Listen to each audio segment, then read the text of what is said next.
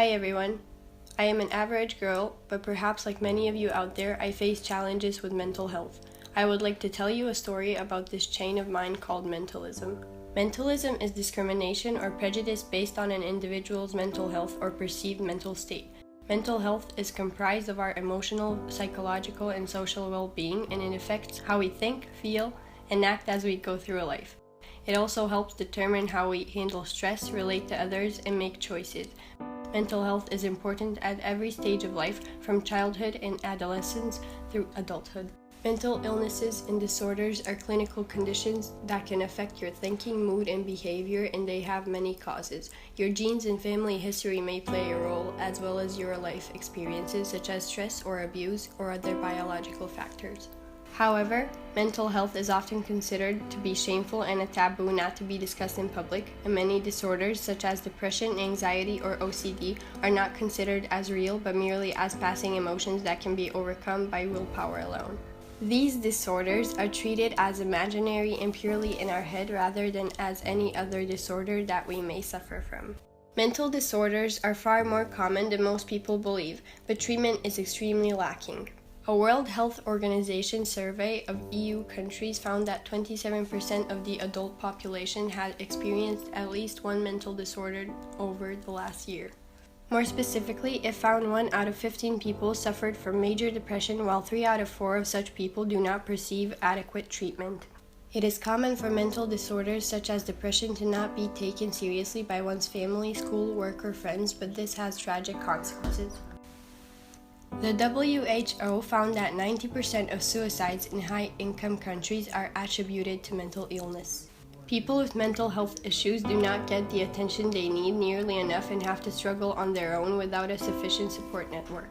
What's more, they are degraded by others using labels such as crazy or insane or unstable to describe them. Would we let someone get away with making fun of people with physical disabilities? Individuals suffering from obsessive-compulsive disorder experience unwanted and disturbing thoughts, images, urges, or obsessions that cause a great deal of anxiety or discomfort. They try to cope with them by engaging in repetitive or compulsive behaviors or mental acts. But other people don't understand what this feels like and describe such individuals as neurotic, uptight, or obsessive rather than as individuals suffering from a real disorder. They don't understand what it is like waking up in the middle of the night checking whether your parents are breathing or not. Or being so scared that your parents could die in a car accident that you have to travel with them every single time. Or having to wash your hands millions of times because you think everything around you is dirty. Instead, we throw around simple words and labels as if this is just their personality rather than a disorder. In today's world, there are even more stresses and pressures on the average person. Wars, politics, social media, poor economic conditions, pressure in school, and a growing isolation in society. This all bears a profound impact on our mental health and well-being. The first step in the process of healing and finding help for those who are currently suffering from mental health disorders and are ignored or silenced is to destigmatize the taboo of mental health and start talking about it. This must first change on the social level, whereby people look out for one another, pay attention to warning signs, and ask the right questions. Would you tell someone suffering from the flu to just change his or her attitude and be more optimistic? Then why do we do this when it comes to depression or anxiety? Let's start changing the way we talk about mental health and take a second to consider the words and recommendations we use for those who suffer from these issues. We should learn to have mental checkups just like we do physical checkups to make sure everything is okay. Charles Dickens famously said, "We forge the chains we wear in life."